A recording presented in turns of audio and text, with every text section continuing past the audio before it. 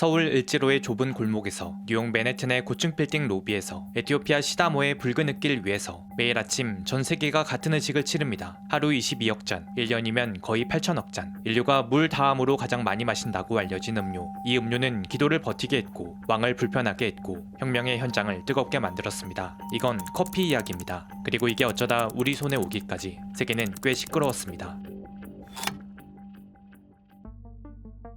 에티오피아 남서부 카파 지역 해발 1500m가 넘는 고원지대에 야생 커피나무가 자라고 있습니다. 아라비카 커피의 고향입니다. 그런데 이 커피나무 얼마나 오래됐는지 아시나요? 2024년 미국 버팔로 대학교 연구팀의 유전자 분석에 따르면 아라비카 커피는 약 35만 년에서 61만 년 전에 탄생했습니다. 호모사피엔스, 그러니까 현생 인류의 역사가 대략 30만 년. 커피나무가 우리보다 먼저 이 지구에 있었다는 뜻이죠. 그럼 인류는 이 나무를 언제, 어떻게 처음 알게 되었을까요? 여기서 유명한 전설 하나가 등장합니다. 9세기경 에티오피아의 염소치기 칼디. 어느 날 그의 염소들이 빨간 열매를 먹고는 갑자기 미친듯이 뛰어다니기 시작합니다. 호기심에 칼디도 먹어봤더니 머자나 에너지가 샘솟는 걸 느꼈고 그렇게 커피 열매를 발견했다는 이야기인데요. 이 전설 사실은 좀 수상합니다. 이 이야기가 문헌에 처음 등장한 건 1670년. 원본을 보면 칼디는 에티오피아 사람도 아니고 예멘에서 낙타를 치던 사람으로 나오죠. 그리고 결정적으로 사건이 벌어졌다는 시점에서 무려 800년이나 지난 다음 쓰인 글이라 역사적 근거가 있다고 보기에는 좀 애매한 측면이 있습니다. 이 전설보다 훨씬 오래된 현실은 에티오피아의 오로모족이 수세기 동안 먹어왔다는 부나 칼라입니다. 잘 익은 커피 열매를 말린 다음 정제버터에 볶아서 만든 음식인데 전투 전에, 장거리 이동 전에 먹는 일종의 에너지바였습니다. 어쩌면 이것이 인류가 커피를 섭취한 가장 오래된 방법이었을지도 모르죠. 음료로서의 커피에 대한 확실한 기록은 바다 건너 예멘에서 처음 나타납니다.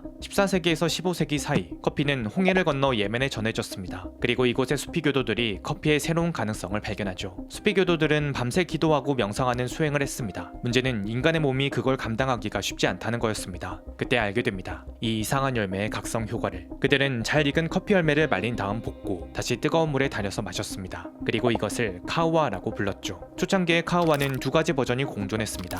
하나는 커피 열매의 껍질과 과육까지 통째로 뜨거운 물에 끓이거나 우려낸 음료. 이것은 오늘날 키쉬르라는 지역 음료로 남아있습니다. 다른 하나는 열매 속 씨앗, 우리가 원두라고 부르는 그것을 볶아 가루를 낸 다음 우려낸 음료. 커피의 직계 조상입니다. 수피교단은 수행자들이 지역을 이동하면서 가르침을 전하는 구조를 갖고 있었고 그 이동망을 따라 수피교도들의 비밀 음료였던 카우아도 사방으로, 특히 북쪽의 메카 방면으로 퍼져나갑니다. 그리고 메카에서 결정적인 가속 페달을 밟죠. 메카는 매년 전 세계에서 순례자들이 몰려드는 곳, 당시 지구상에서 가장 강력한 문화 확산의 허브였습니다. 메카를 방문한 순례자, 학자, 상인의 손을 타고 카우아는 메카에서 카이로로 오스만 제국의 심장부인 이스탄불까지 전해집니다. 그리고 오스만 제국의 통치하에서 카우아는 완전히 새로운 국면에 접어듭니다. 볶은 씨앗을 갈아 끓이는 형태가 표준 레시피로 자리 잡았고 무엇보다 카흐베하네라는 장소가 새로 생겨납니다. 튀르키예어 카흐베는 아랍어 카우아가 변한 단어. 참고로 이게 나중에 이탈리아어로 가면 카페가 되고 영어로 가면 커피가 되죠. 그리고 하네는 집이라는 뜻. 따라서 카흐베하네는 커피하우스를 가리킵니다. 하지만 이곳은 그저 커피만 파는 곳은 아니었습니다. 시인들이 시를 읊고 상인들이 정보를 교환하고 학자들이 토론을 벌이는 공간. 지금으로 치면 도서관, 뉴스룸, SNS를 한 지붕 아래 합쳐놓은 셈이었죠. 오스만 제국의 통치자들이 이걸 가만히 놔뒀을까요?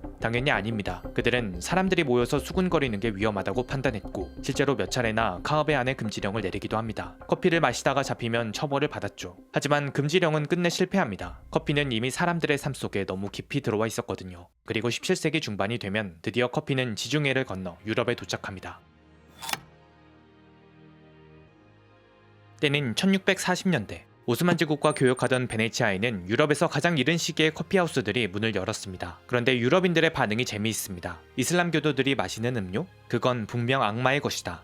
진심으로 그렇게 생각했습니다. 논란이 커지자 결국 교황 클레멘스 8세 앞에 커피가 올라갑니다. 전해지는 이야기에 따르면 교황이 직접 커피를 한 모금 마셔보고는 이렇게 말했다고 합니다. 이 음료는 너무 맛있어서 애교도들만 독점하게 두기엔 아깝다. 세례를 주어 악마를 속이자. 역사적으로 완벽하게 검증된 이야기는 아닙니다. 하지만 이후 유럽에서 커피가 공식적으로 인정받았다는 것, 이것은 분명한 사실입니다. 유럽인들이 커피에 눈을 뜨면서 오스만의 카흐베하네를 본뜬 커피하우스 역시 유럽 각지에 빠르게 생겨나기 시작합니다. 자연스럽게 이 커피 공급을 누가 차지하느냐를 둘러싼 경쟁이 시작되죠. 당시 커피의 유일한 수출항은 예멘의 모카항.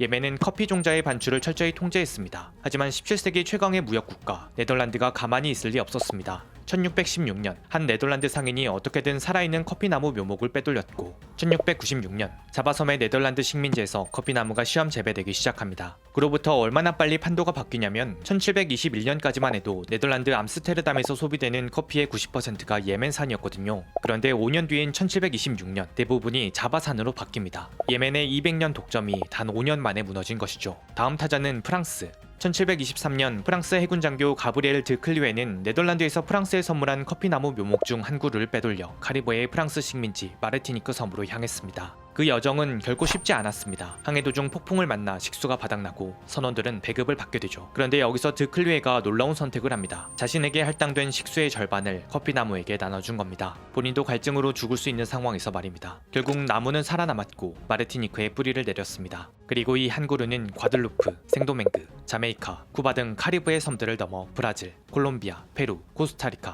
온두라스, 니카라과, 과테말라, 멕시코 등 현대 커피의 주요 생산국들로 천천히 퍼져나갑니다. 즉 지금 우리가 마시는 커피 대부분이 드클리에가 가져왔던 이 한 그루 나무의 후손들인 셈이죠. 하지만 지금은 아직 18세기 중남미 커피 생산의 중심은 카리브해 섬들에 있었고 이 섬들에서 수확된 커피가 대서양을 건너 유럽으로 쏟아져 들어오면서 거대한 변화가 시작됩니다. 공급선이 다변화되면서 자연스럽게 가격이 떨어졌고 한때 귀족이나 부유한 상인의 전유물이었던 커피가 평범한 시민도 매일 마실 수 있는 음료가 된 것이죠. 유럽 사회에 커피가 들어오기 전 사람들의 아침 음료가 뭐였는지 아세요? 술이었습니다. 수질이 나빴던 유럽에서는 물보다 술이 더 안전한 음료였거든요. 그래서 사람들은 아침부터 술을 마셨고 하루 종일 살짝 취해 있었습니다. 술은 억제제입니다. 사고를 둔하게 만들죠. 반면 커피는 각성제입니다. 뇌를 깨우고 집중력을 높이고 대화를 날카롭게 만듭니다. 역사학자들이 커피의 등장을 가리켜 위대한 각성이라고 부르는 이유입니다. 이게 전혀 과장이 아니라는 건 런던의 커피하우스에서 벌어진 일들을 보면 알 수 있습니다. 커피하우스들은 각각의 세계를 품고 있었습니다. 팔몰에 있던 커피하우스는 의회 의원들이 투표 전에 먼저 들르는 공간이었습니다. 법안 통과 여부가 의회가 아니라 커피하우스 테이블에서 사실상 결정되는 경우도 많았죠.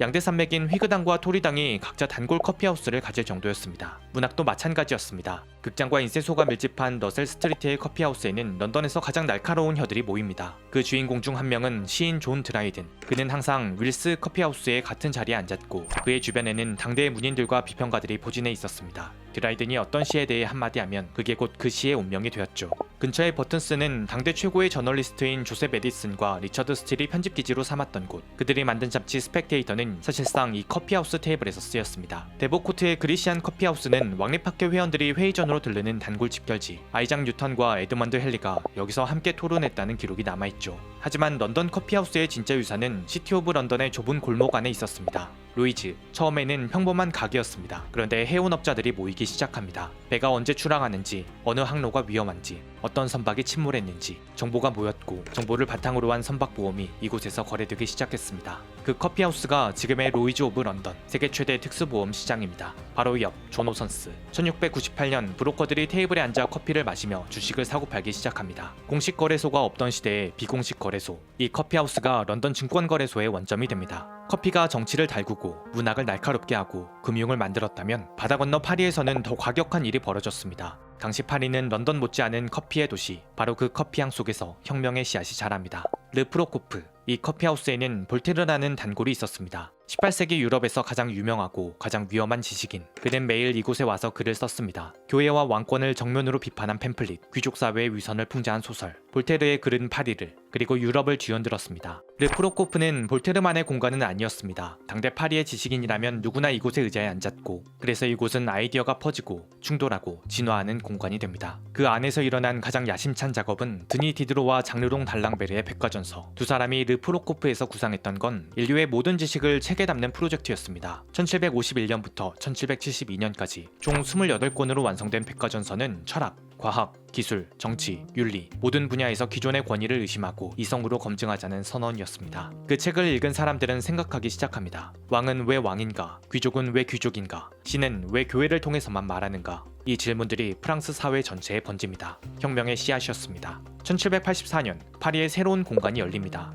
팔레 루가얄. 원래 왕족의 저택이었던 이곳을 오를레앙 공작이 상업단지로 개조합니다. 커피하우스, 서점, 도박장, 극장이 아케이드 안에 빼곡히 들어찼죠. 결정적인 건 오를레앙 공작의 사유지였던 이곳에는 왕의 경찰이 들어오지 못했다는 겁니다. 그래서 이곳에서는 검열을 피한 급진적 신문들이 낭독됐고 금서들이 서점 뒤편에서 팔렸고 왕권에 반대하는 연설가들이 연단위에 올라섰습니다. 혁명 전야의 파리에서 가장 뜨거운 정치 토론장이 된 이곳의 중심에도 커피하우스가 있었죠. 드푸아 1789년 7월 12일 아침부터 소문이 돕니다. 루이 16세가 재무장관 자크 네케르를 해임했다. 네케르, 민중의 편에 섰던 몇 안 되는 왕실 관료. 그날 오후 드푸아에서는 29살의 기자 카미유 데물랭이 외칩니다. 네케르의 해임은 학살의 신호탄입니다. 이제 모두 무기를 드십시오. 군중은 거리로 쏟아져 나왔습니다. 이튿날 밤 시민들은 앵발리드에서 총 28,000정과 대포를 탈취했고 7월 14일 오전 바스티유를 함락시킵니다. 프랑스 대혁명의 서막이었습니다.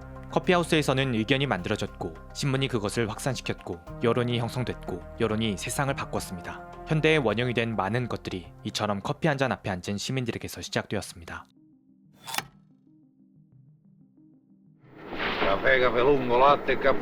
여기까지가 커피의 고전적 역사였다면 이제부터는 우리가 살고 있는 현대의 이야기입니다. 커피 산업의 역사는 보통 3개의 물결로 나뉩니다. 그리고 그 물결들은 매번 같은 구조로 움직였습니다. 누군가의 승리가 새로운 불만을 낳고 그 불만이 다음 물결을 일으키는 구조. 먼저 첫 번째 물결, 싸고 편한 커피의 승리. 1920년대 브라질은 한 가지 심각한 문제를 안고 있었습니다. 커피를 지나치게 많이 생산해버린 것이죠. 세계은행 문서에 따르면 브라질 커피 시장은 1920년대 중반부터 공급 초과로 기울었고 1929년까지 무려 620만 자루의 초과 생산이 발생했다고 합니다. 여기에 미국발 대공황까지 겹치면서 커피값이 바닥을 칩니다. 브라질 커피의 최대 고객이었던 미국인들이 주머니 사정이 어려워지면서 커피 소비를 확 줄여버렸던 것이죠. 결국 커피 재고가 감당 안 될 정도로 쌓이자 브라질 정부는 액체 식품을 분말로 만드는 분야에서 강점을 갖고 있던 스위스 식품기업 네슬레의 도움을 요청합니다. 이 어마어마한 양의 커피를 그냥 버릴 수 없으니 장기 보관이 가능하면서도 물만 부으면 바로 마실 수 있는 분말 형태로 만들어달라. 물론 가루 커피는 이전에도 있었습니다.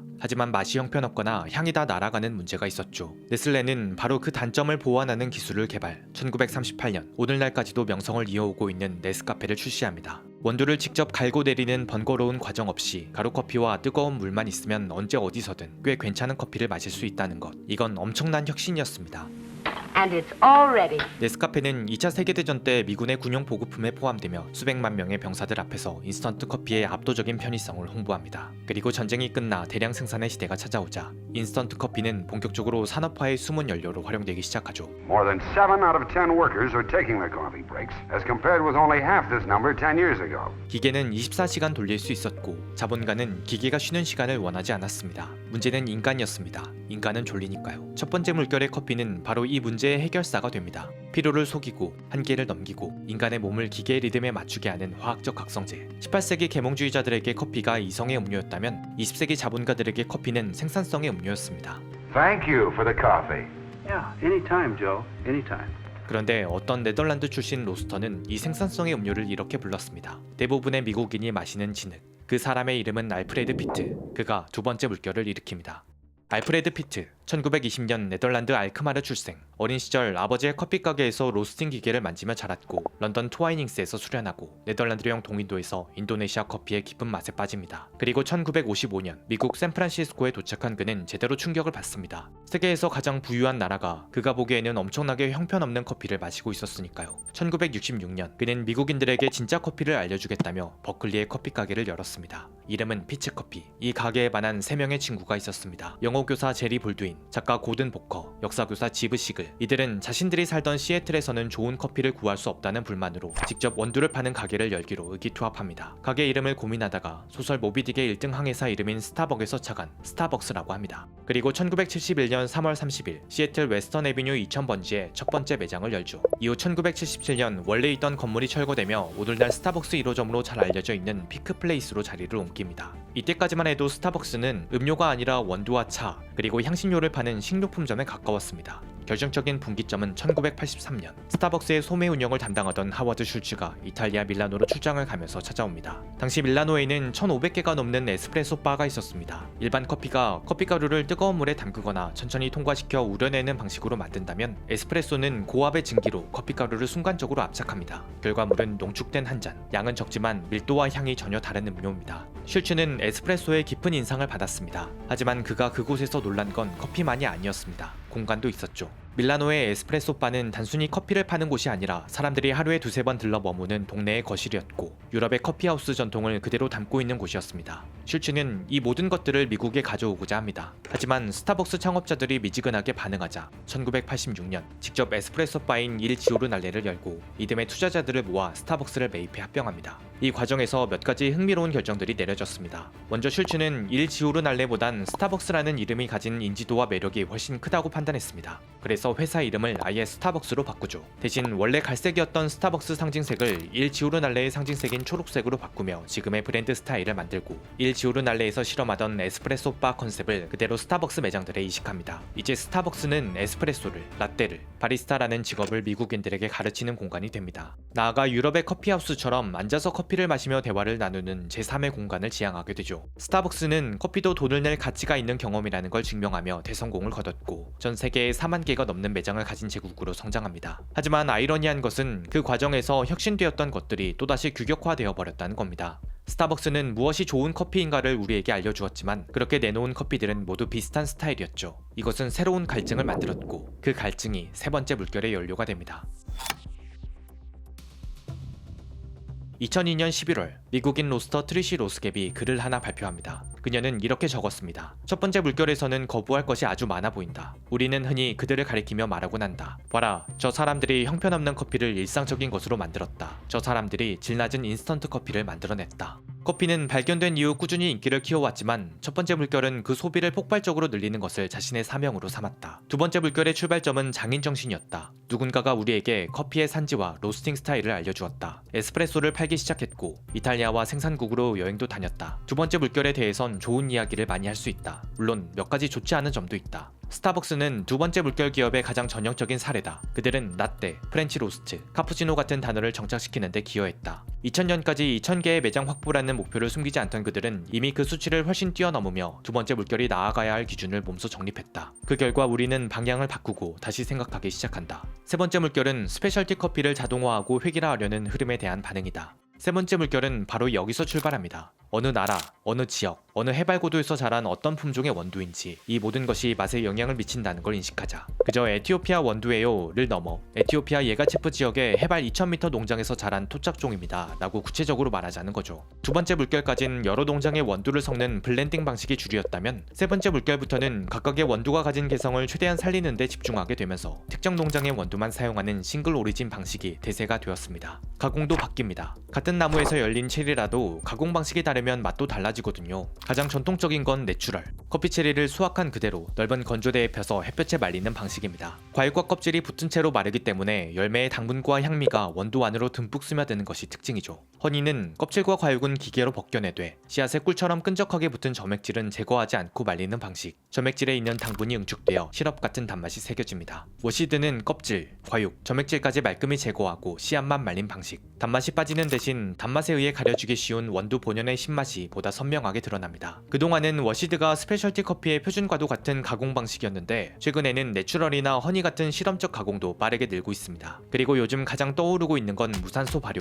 산소를 완전히 차단한 탱크에 커피를 넣고 발효하는 단계를 추가하는 건데 미생물들이 만들어내는 독특한 화합물 덕분에 일반적인 커피에서는 느끼기 힘든 복합적인 풍미가 더해집니다. 볶는 방식도 달라지고 있습니다. 두 번째 물결까지는 원두를 아주 까맣게 볶는 게 표준이었습니다. 이걸 강배전이라고 하는데 커피의 쓴맛과 묵직한 바디감을 더하는 효과를 냅니다. 하지만 오래 볶으면 원두의 개성은 사라집니다. 불맛만 남아요. 그래서 세 번째 물결의 바리스타들은 원두를 살짝만 볶는 약배전으로 방향을 틉니다. 원두가 갖고 있는 본연의 맛과 섬세한 향기에 좀 더 집중하기 위해서요. 추출도 마찬가지입니다. 고압으로 빠르게 짜내는 에스프레소 방식은 약배전된 섬세한 온도에는 잘 맞지 않습니다. 자칫 너무 자극적인 맛이 날 수 있거든요. 이 때문에 주목받고 있는 게 푸어오버인데 이건 바리스타가 손으로 직접 내리는 방식입니다. 물의 온도, 붓는 속도, 물줄기의 굵기를 조절하며 원두의 성분을 정교하게 뽑아낼 수 있죠. 또 종이 필터가 기름기와 미세한 가루를 걸러주기 때문에 차처럼 깔끔하고 맑은 느낌이 납니다. 에어로프레스도 요즘 뜨고 있는 추출법입니다. 주사기처럼 공기압으로 커피를 밀어내는 방식인데 물의 온도, 젓는 횟수, 압력 속도에 따라 맛이 완전히 달라져 레시피가 무한하게 나올 수 있고 또 바디감과 향미를 둘 다 잡을 수 있어 세 번째 물결에 속하는 바리스타들의 관심을 받고 있습니다.